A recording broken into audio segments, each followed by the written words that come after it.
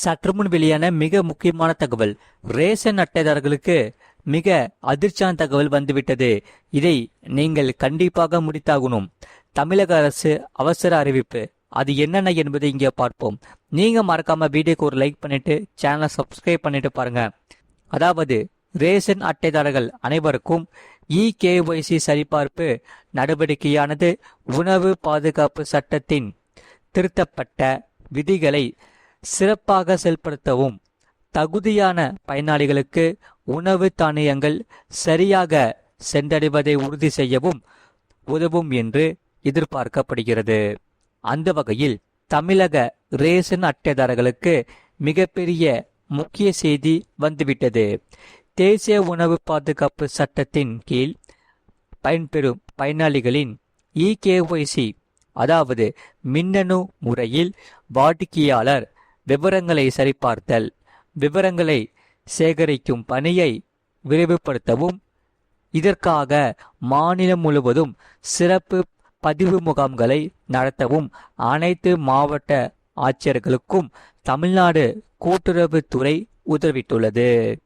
அந்த வகையில் இது தொடர்பாக தமிழ்நாடு கூட்டுறவுத்துறை அனைத்து மாவட்ட ஆட்சியர்களுக்கும் ஒரு கடிதம் ஒன்றை அனுப்பியுள்ளது. அதில் என்னவென்றால், முன்னுரிமை பெற்ற குடும்பங்கள், அதாவது பிஹெச்எஸ் மற்றும் அந்தயோதயா அன்ன யோஜனா ஏஏஒய் ஆகிய பிரிவுகளின் கீழ் ரேஷன் கார்டுகளை வைத்திருக்கும் பயனாளிகள் ரேஷன் கடைகள் மூலம் தங்கள் இகேஒய்சி சரிபார்ப்பு பணியை நிறைவு செய்ய வேண்டும் என்று தெரிவிக்கப்பட்டுள்ளது. அடுத்தது, இகேஒய்சி செயல்முறையை விரிவுபடுத்த வலியுறுத்தல் பொறுத்தவரை இந்த பணியை நிறைவு செய்ய மத்திய அரசு ஏற்கனவே ஜூன் 2026 காலக்கெடுவாக நிர்ணயித்திருந்தது என்பது குறிப்பிடத்தக்கது. தற்போது தமிழக மாவட்ட ஆட்சியர்கள் இந்த விஷயத்திற்கு முன்னுரிமை அளித்து ரேஷன் அட்டைதாரர்களின் இகேஒய்சி செயல்முறையை விரைவுபடுத்துமாறு வலியுறுத்தப்பட்டுள்ளது. சரி, இகேஒய்சி பதிவுக்கான பயோமெட்ரிக், அதாவது கைரேகை மற்றும் கண்கருவிழி பதிவு சரிபார்ப்பில் ஏற்படும் சில முக்கிய சிக்கல்கள் பற்றி கடிதத்தில் குறிப்பிடப்பட்டுள்ளது. இதனால் கடினமான உடல் உழைப்பில் ஈடுபடுபவர்களின் கைரேகைகள் தேய்ந்து போயிருப்பதால் ஏற்படும் சிக்கல், 5 வயதுக்குட்பட்ட குழந்தைகளின் பயோமெட்ரிக் விவரங்களை பதிவு செய்வதில் ஏற்படும் சவால்கள், பயோமெட்ரிக் கருவிகளில் ஏற்படும் சிக்கல்கள். அடுத்தது, பிஹெச்எஸ் மற்றும் ஏஏஒய் பயனாளிகள் இகேஒய்சி சிறப்பு முகாம்கள் அமைக்கப்பட்டுள்ளது. அது எங்கு, எப்பொழுது என்று இங்கே பார்ப்போம். நீங்க மறக்காம வீடியோக்கு ஒரு லைக் பண்ணிட்டு சேனலை சப்ஸ்கிரைப் பண்ணிட்டு பாருங்க. அடிக்கடி ஏற்படும் இந்த பிரச்சனைகளில் கூடுதல் கவனம் செலுத்துமாறு தமிழ்நாடு கூட்டுறவுத்துறை மாவட்ட ஆட்சியர்களை கேட்டு கொண்டுள்ளது. இதில் இகேஒய்சி பயோமெட்ரிக் சரிபார்ப்பு பணியை விரிவுபடுத்தும் வகையில் பிஹெச்எஸ் மற்றும் ஏஏஒய் பயனாளிகள் இந்த இகேஒய்சியை பதிவு செய்வதற்கான சிறப்பு முகாம்களை ஏற்பாடு செய்யுமாறு மாவட்ட ஆட்சியர்களுக்கு பதிவாளர் அறிவுறுத்தியுள்ளார். சரி, இகேஒய்சி சரிபார்ப்பு ஏன் அவசியம் என்று இங்கே பார்ப்போம். நீங்க மறக்காம வீடியோக்கு ஒரு லைக் பண்ணிட்டு சேனலை சப்ஸ்கிரைப் பண்ணிட்டு பாருங்க. அதாவது இகேஒய்சி சரிபார்ப்பு நடவடிக்கையானது உணவு பாதுகாப்பு சட்டத்தின் திருத்தப்பட்ட விதிகளை சிறப்பாக செயல்படுத்தவும் தகுதியான பயனாளிகளுக்கு உணவு தானியங்கள் சரியாக சென்றடைவதை உறுதி செய்யவும் இது உதவும் என்று எதிர்பார்க்கப்படுகிறது.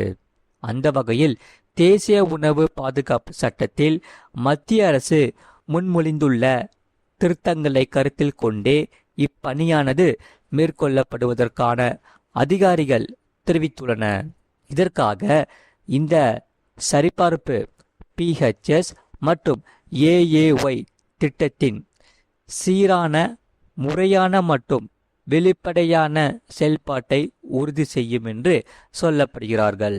இதில் இகேஒய்சி சரிபார்ப்பு நடவடிக்கையான பணியின் முன்னேற்றத்தை கூர்ந்து கவனிக்குமாறும் தகுதியுள்ள அனைத்து பயனாளிகளுக்கும் இந்த இகேஒய்சி செயல்முறையை விரைவில் நிறைவு செய்வதை உறுதி செய்யுமாறும் மாவட்ட நிர்வாகங்கள் தமிழ்நாடு கூட்டுறவுத்துறை கேட்டுக்கொண்டுள்ளது.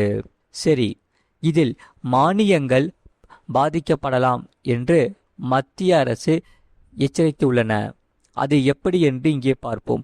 நீங்க மறக்காம வீடியோக்கு ஒரு லைக் பண்ணிட்டு பாருங்க. அதாவது 100% இகேஒய்சி சரிபார்ப்பை நிறைவு செய்ய தவறினால் மத்திய அரசின் மானியங்கள் பாதிக்கப்படலாம் என்றும், தேசிய உணவு பாதுகாப்பு சட்டத்தின் கீழ் அரிசி மற்றும் கோதுமை ஒதுக்கீட்டில் சிக்கல்கள் ஏற்படலாம் என்றும் மத்திய அரசு மாநிலங்களை எச்சரித்துள்ளது. இதனால் பொதுமக்கள் அனைவரும் கவனமாக இருக்க வேண்டும். ஏனென்றால் தமிழ்நாடு அரசு அக்டோபர் 2023 முதல் நியாய விலை கடைகள் வாயிலாக இந்த இகேஒய்சி சரிபார்ப்பு பணிகளை மேற்கொண்டு வருகிறது. இப்போது மீதமுள்ள சரிபார்ப்பு பணிகளை விரைவுபடுத்தும் வகையில் சிறப்பு முகாம்களை நடத்துமாறு மாவட்ட நிர்வாகங்களுக்கு தமிழ்நாடு அரசு உத்தரவிட்டுள்ளது. இதனால் தமிழக பிஹெச்எஸ் மற்றும் ஏஏஒய் திட்ட பயனாளிகளுக்கு எந்தவித தடையும் இல்லாமல் மானிய விலையில் ரேஷன் பொருட்கள் கிடைப்பதை இந்த நடவடிக்கையானது உறுதி செய்யும் என்று சொல்லப்படுகிறார்கள். நீங்க மறக்காம வீடியோக்கு ஒரு லைக் பண்ணிட்டு சேனலை சப்ஸ்கிரைப் பண்ணிக்கோங்க. அதே சமயம் தமிழ்நாடு நுகர்பொருள் வாணிப கழகத்தின் புதிய தலைவராக உணவு மற்றும் உணவு பொருள் வழங்கல் துறை அமைச்சர் வெங்கடரமணன் நியமிக்கப்பட்டுள்ளார். இந்த நியமனத்திற்கான சிறப்பு அரசாணையை தமிழ்நாடு அரசு வெளியிட்டுள்ளது.